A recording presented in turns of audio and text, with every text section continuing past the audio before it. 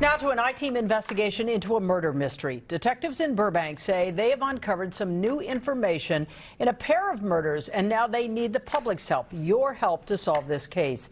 Our investigative reporter Eric Leonard was able to see some of the evidence. He joins us live from our News Operations Center with more. Eric.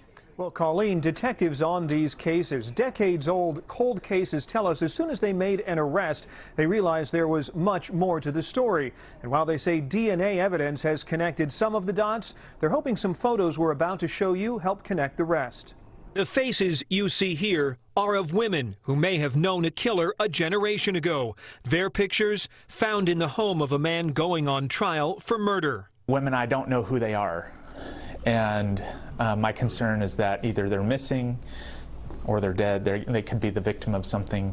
Burbank Police Detective Aaron Kay has been working the case of Horace Van Valtz, who was charged last year after investigators used genealogical databases to try to find the person who had left DNA clues on the bodies of two women more than 30 years ago. The 64-year-old man was charged today with 2 counts of murder, with 7 counts of special circumstance. In 1986, the body of Mary Duggan was found in a parking lot here off the 5 freeway at the edge of Burbank. The leads ended up running cold. Not until 2006, when a DNA link was found to the 1981 murder of Selena Keogh, a 20-year-old mother raped, strangled, and dumped in Montclair. That was a big deal because that opens up a whole nother avenue of leads. But still, no connection to the person who did it until this. We were looking for a needle in a haystack. The arrest in 2018 of Joseph James D'Angelo, the so-called Golden State Killer.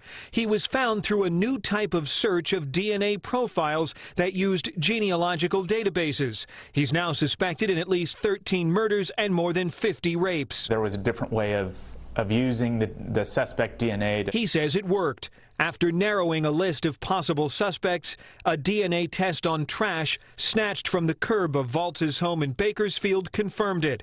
Kay says now they're hoping the mystery photographs lead to more witnesses, people who knew Valtz in the 1980s when he was a peripheral figure in the early days of LA's hip-hop music scene. Whether it was a friendship, a prior dating relationship, maybe a prior marriage, or any other type of relationship, consensual or not, I'd like to hear from them.